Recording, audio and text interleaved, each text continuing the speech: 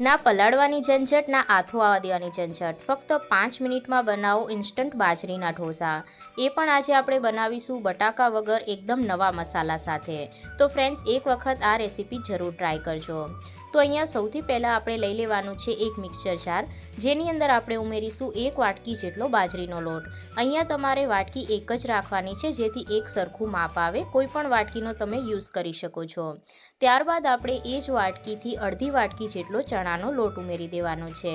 ત્યારબાદ હવે આપણે એની અંદર પાણી ઉમેરીશું. તો જે વાટકીનો યુઝ કર્યો છે એ જ વાટકીથી આપણે 1.5 વાટકી જેટલું પાણી લેવાનું છે. આનાથી વધારે પાણી નથી ઉમેરવાનું, નહીતર બેટર છે એ ઢીલું થઈ જશે. તો આને આપણે મિક્સર જારની અંદર ફેરવી લઈએ. તો જો અહીંયા આપણું બેટર એકદમ સારી રીતના મિક્સ થઈ ગયું છે. તો હવે આપણે એને એક તપેલીની અંદર કાઢી લઈએ. તો જુઓ, બેટરની કન્સિસ્ટન્સી આવી હોવી જોઈએ. જો તમારું બેટર વધારે પતળું લાગતું હોય તો તમે એની અંદર થોડો ચણાનો લોટ ઉમેરી શકો છો. તો આને 10 મિનિટ જેવું રેસ્ટ થવા દઈએ, ત્યાં સુધી આપણે મસાલો બનાવી લઈએ. તો અહીંયા ગેસ પર મેં એક ફ્રાય પેન મૂકી દીધું છે, જેમાં અડધી ટેબલસ્પૂન આપણે બટર ઉમેરી દઈએ. બટરથી એનો ટેસ્ટ ખૂબ જ સરસ આવશે. અને ત્યારબાદ અડધી ટેબલસ્પૂન જેટલું તેલ ઉમેરી દઈએ, જેથી બટર છે એ બળી ના જાય. આ બંનેને આપણે સારી રીતના મિક્સ કરી લેવાનું છે.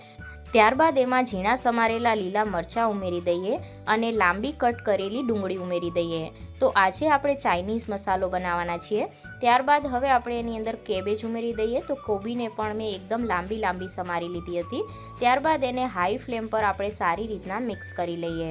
ત્યારબાદ એમાં આપણે લાંબા સમારેલા કેપ્સિકમ ઉમેરી દઈએ અને ખમણેલું ગાજર ઉમેરી દઈએ. તો અહીંયા વેજીટેબલ તમે તમારી પસંદના કોઈ પણ ઉમેરી શકો છો. તો આ બધાને એકદમ સારી રીતના મિક્સ કરી લઈએ. તો અહીંયા ગેસની આંચ આપણે હાઈ રાખવાની છે, જેથી વેજીટેબલ એકદમ સારા ક્રિસ્પી રહે અને વધારે પડતા સોફ્ટ ના થઈ જાય. તો આ બધાને સારી રીતના મિક્સ કરી લીધા બાદ હવે આપણે એની અંદર મસાલો ઉમેરી દઈએ. તો સૌથી પહેલાં આપણે એની અંદર સ્વાદ અનુસાર મીઠું ઉમેરીશું. ત્યારબાદ કાળા મરીનો પાવડર ઉમેરી લઈએ. આ બંનેને એકદમ સારી રીતના મિક્સ કરી લેવાનું છે. તો અત્યારે આપણે ચાઇનીઝ મસાલો તૈયાર કરી રહ્યા છીએ, એટલા માટે અહીંયા આપણે ઉમેરીશું 1 ચમચી જેટલો ટોમેટો કેચઅપ અને 1 ટેબલસ્પૂન જેટલો આપણે એની અંદર રેડ ચીલી સોસ ઉમેરી દઈશું. તમારે જો અહીંયા આ ના ઉમેરવું હોય તો એની જગ્યા પર તમે ફક્ત શેઝવાન સોસ પણ ઉમેરી શકો છો. જો શેઝવાન સોસ ઉમેરશો તો તમારે બીજા કોઈ મસાલા ઉમેરવાની જરૂર નહીં પડે. આને આપણે એકદમ સારી રીતના મિક્સ કરી લીધું છે અને ત્યારબાદ 1 ઢાંકણ જેટલું આપણે એની અંદર વ્હાઈટ વિનેગર ઉમેરી દઈએ, જેથી એકદમ સારો ચાઇનીઝ ફ્લેવર આવે. તો આને એકદમ સારી રીતના મિક્સ કરી લેવાનું છે. જો વિનેગર ના હોય તો તમે લીંબુનો રસ પણ ઉમેરી શકો છો.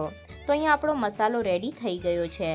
તો હવે આપણે અહીંયા ઢોસાનો તવો છે એને ગરમ થવા માટે મૂકી દઈએ. તો અત્યારે મેં નોનસ્ટિક તવાનો યુઝ કર્યો છે. તમે લોખંડનો તવાનો પણ ઉપયોગ કરી શકો છો. તો લોખંડના તવા પર ઢોસા કઈ રીતે બનાવવા એનો વિડીયો મેં ઓલરેડી શેર કર્યો છે, તમે ચેક કરી શકો છો. તો અહીંયા 10 મિનિટ થઈ ગઈ છે અને આપણું બેટર પણ એકદમ સારી રીતના ફૂલી ગયું છે. તો હવે એની અંદર સ્વાદ અનુસાર આપણે મીઠું ઉમેરી દઈશું.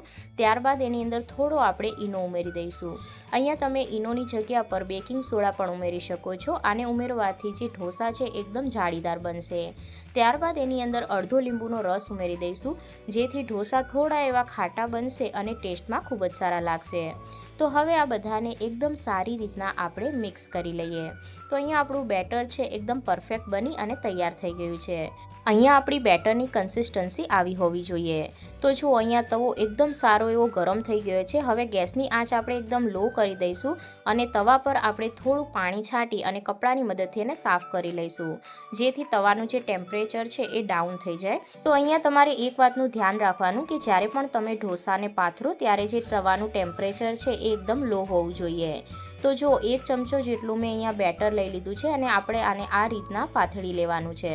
તો એકદમ આપણે જે નોર્મલ ઢોસા બનાવીએ એ જ રીતના આ ઢોસા બને છે. પરંતુ આ જે ઢોસા છે એ ખૂબ જ હેલ્ધી છે. જો તમે વજન ઉતારવા માંગતા હોય તો આ ઢોસા બનાવીને તમે ખાઈ શકો છો. અને આની અંદર આપણે બધા જ વેજીટેબલનો ઉપયોગ કર્યો છે, જે ફાઇબરથી ભરપૂર છે.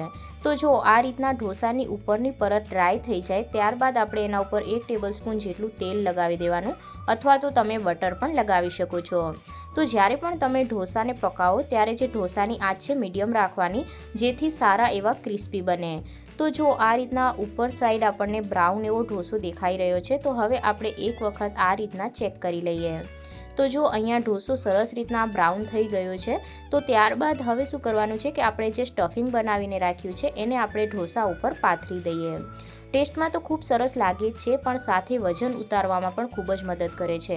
આ રીતના હેલ્ધી ઢોસા તમે બાળકોને પણ બનાવીને આપી શકો છો. ખૂબ જ સરસ એવા લાગે છે. તમે એકવાર ટ્રાય કરીને જોજો અને મને કોમેન્ટમાં જરૂરથી જણાવજો કે તમારા ઢોસા કેવા બન્યા હતા. તો જો અહીંયા આપણે વેજીટેબલ પાથરી લીધું છે. હવે આપણે એને આ રીતના ફ્લિપ કરી લઈએ. તો તૈયાર છે આપણા બાજરીના ઢોસા. તો આને તમે સર્વ કરી શકો છો સાંભાર સાથે, નારિયેળની ચટણી સાથે, પરંતુ મેં અત્યારે આને સર્વ કર્યા છે દહીં અને ટોમેટો કેચઅપ સાથે. તો અહીંયા તમે જોઈ શકો છો કે કેટલા સરસ એવા આપણા બાજરીના જે ઢોસા છે એ બનીને તૈયાર થયા છે અને ઉપરથી સરસ એવી જાળી પણ પડે છે. તો જો આ રીતના તમે સ્ટફિંગ છે ને ભરપૂર માત્રામાં ભરી શકો છો, જે ખૂબ જ હેલ્ધી છે.